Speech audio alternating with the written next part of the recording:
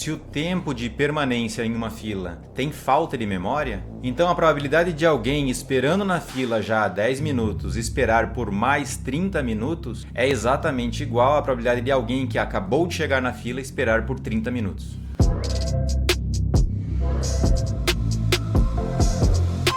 Outros exemplos são tempo de ocorrência do próximo terremoto, duração de uma chamada telefônica, tempo de vida de uma lâmpada ou de um equipamento eletrônico e, como eu já disse no primeiro exemplo, tempo de espera em uma fila. Então eu vou abrir a lousa agora para mostrar a caracterização matemática da falta de memória. Seja x uma variável aleatória não negativa. Então dizemos que x tem falta de memória, se e somente se a probabilidade de x ser maior do que t, dado que é maior do que m, isso aqui é igual à probabilidade do x ser maior do que t menos m. Ou seja, a probabilidade condicional à esquerda só depende da diferença entre t e m. Isso aqui tem que valer para todo t maior ou igual a m maior do que zero. Existe outra forma também de representar a falta de memória, e ela pode ser feita dessa forma. A probabilidade de x ser maior do que a mais b, dado que x é maior do que b, isso é exatamente igual à probabilidade do x ser maior do que a. Isso equivale para todo a e b maiores do que zero. Poderia ser maior ou igual a zero sem problema nenhum. E a pergunta interessante aqui é: quais são as distribuições que respeitam a falta de memória? E agora eu vou demonstrar para vocês que a única distribuição contínua que satisfaz a falta de memória é a exponencial. Então observe primeiro que a partir da segunda representação eu consigo manipular essa probabilidade condicional e representá-la de outra forma. Então a probabilidade de x ser maior do que a mais b, dado que o x é maior do que o b, eu posso representar isso como a probabilidade do x ser maior do que a mais b, interseção x maior do que b, dividido pela probabilidade do x ser maior do que b. Então, olhando aqui para uma reta, aqui é o zero, esse aqui é o ponto B. Se o a mais b estiver aproximadamente aqui, então a interseção de x ser maior do que a mais b com x maior do que b é exatamente x maior do que a mais b. Portanto, essa probabilidade condicional pode ser escrita dessa outra forma aqui. Posso substituir essa interseção pelo que ela vale. Isso aqui é simplesmente a probabilidade do x ser maior do que a mais b.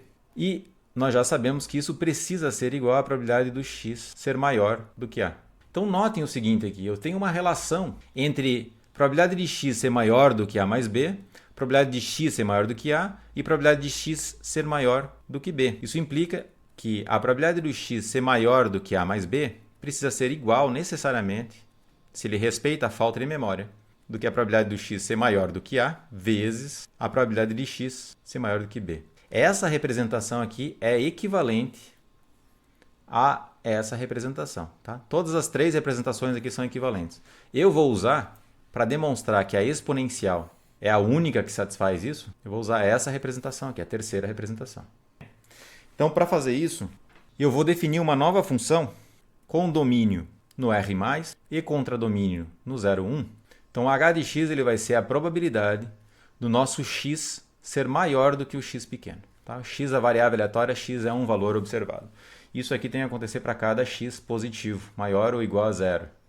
Para cada x não negativo. Então vamos dar uma olhada quais são as propriedades dessa função h.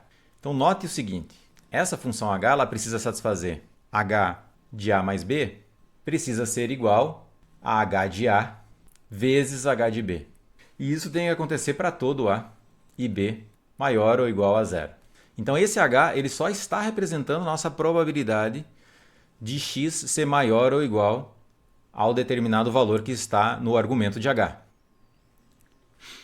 Note ainda o seguinte, então esse aqui é o primeiro note, o segundo note que é que h de zero, a probabilidade do x ser maior do que zero é exatamente 1, porque é uma variável aleatória não negativa. O terceiro note aqui é se x for contínua, então a derivada de h existe, e a derivada de h no ponto x é exatamente menos a função densidade de x no ponto x. Então eu consigo diferenciar isso aqui e eu consigo mostrar que existe então uma relação entre a derivada de h e a função densidade de probabilidade de x. Se existe a derivada, é uma função contínua, eu posso agora usar a derivada para verificar qual é o comportamento de h e quais são as funções densidades que respeitam essas propriedades. Pela propriedade número 1, eu vou ter a seguinte característica. h de 2x é igual a h de x mais x, e isso precisa ser igual a h de x vezes h de x.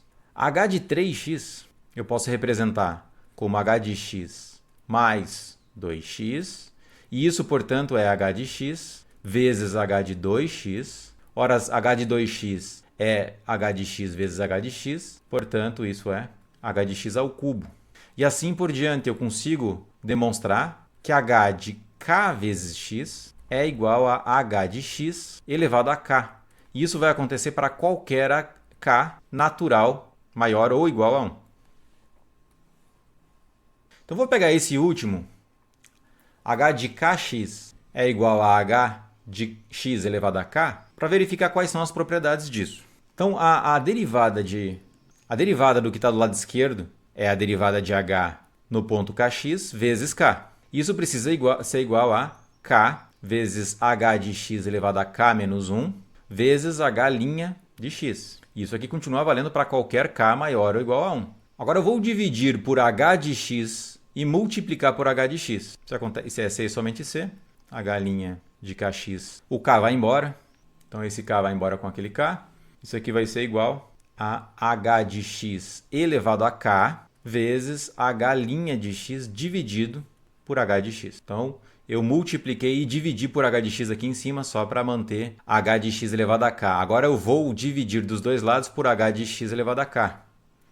Portanto, isso aqui vai ficar h' de kx dividido por hx elevado a k. Isso aqui precisa ser igual a h' de x dividido por h de x. Então, olha que interessante. Aqui, eu já sei que h de x elevado a k é exatamente h de kx. Portanto, a última implicação é que h' de kx dividido por h de kx, isso aqui precisa ser igual a h' de x dividido por h de x. Ou seja, isso aqui tem que valer para cada k natural maior ou igual a 1. Então, em especial, tem que valer para k igual a 2. Eu vou demonstrar para vocês que h' de x dividido por h de x precisa ser necessariamente constante. Qual é o argumento que eu vou usar? Eu vou definir uma nova função, só para não ter que ficar repetindo h' dividido por h. G de x ele vai ser exatamente h' de x dividido por h de x. Então, a representação dessa última igualdade, ela se dá fazendo g de kx é igual a g de x. Isso tem que acontecer para todo k maior ou igual a 1 natural. Ora, para k igual a 2, só para k igual a 2 já tem uma restrição muito forte. Então, nota o seguinte, g de 2x precisa ser igual a g de x. Se isso aqui é verdade, para qualquer x positivo, então quem é o g de x? O g de x eu posso representar como g de x dividido por 2 também. Ora, mas o g de x dividido por 2, eu também posso representar como g de x dividido por 4. Esse cara precisa ser igual a esses outros aqui. Eu posso fazer isso aqui de maneira geral. Isso aqui precisa ser igual a g de x dividido por 2 elevado a n. Eu posso aumentar o n indefinidamente. Portanto, o g de x precisa ser igual ao limite, para n tendendo ao infinito, de g de x dividido por 2 elevado a n. Isso aqui está dizendo o seguinte, o argumento da função g está indo para zero por cima. E isso tem que acontecer para todo x maior ou igual a zero. Então, observe que g de x ele é igual a h' de x dividido por h de x. E a função h, por sua vez, ela é a probabilidade do x ser maior do que o x minúsculo e a sua derivada é menos a f. Então, assumindo que x é uma variável aleatória contínua com função densidade de probabilidade f de x, isso aqui se resume a menos f de x no ponto x dividido pela probabilidade do x ser maior do que o x minúsculo. Como g de x é igual ao limite, para n tendendo a mais infinito, de g de x dividido por 2 elevado a n, isso aqui precisa ser igual também ao limite, para n tendendo a mais infinito, de menos f de x no ponto x dividido por 2 elevado a n, dividido pela probabilidade do x ser maior do que x dividido por 2 elevado a n. Quando o n vai para mais infinito, essa quantidade que está no denominador vai para 1. Portanto, isso aqui se resume a menos o limite de f de x no ponto x dividido por 2n, quando n vai para mais infinito. Isso aqui tem que ser igual a uma constante, c, para todo x maior ou igual a zero. Então, como g de x é uma constante, isso aqui implica, portanto, que h' de x dividido por h de x é uma constante. E agora nós sabemos que isso aqui acontece se e somente se h de x é igual a exponencial de c vezes x. Portanto, o nosso h de x, que é a função de sobrevivência, precisa ser exponencial de menos o limite de f de x dividido por 2n. Eu vou chamar de lambda essa quantidade e, portanto, o resultado final, isso aqui é exponencial de menos lambda x, que é a função de sobrevivência de uma exponencial. Portanto, a exponencial é a única variável aleatória contínua que satisfaz a falta de memória. Então, para qualquer problema prático em que você queira utilizar a variável aleatória exponencial, você vai estar assumindo que existe uma falta de memória naquele processo. E para verificar se os dados podem ser de fato modelados por meio de uma distribuição exponencial, você pode utilizar o teste de Kolmogorov-Smirnov para verificar se a distribuição empírica está próxima da distribuição teórica. Então depois em outra aula eu posso falar sobre isso. E era isso que eu gostaria de falar para vocês hoje. Um abraço a todos e até a próxima.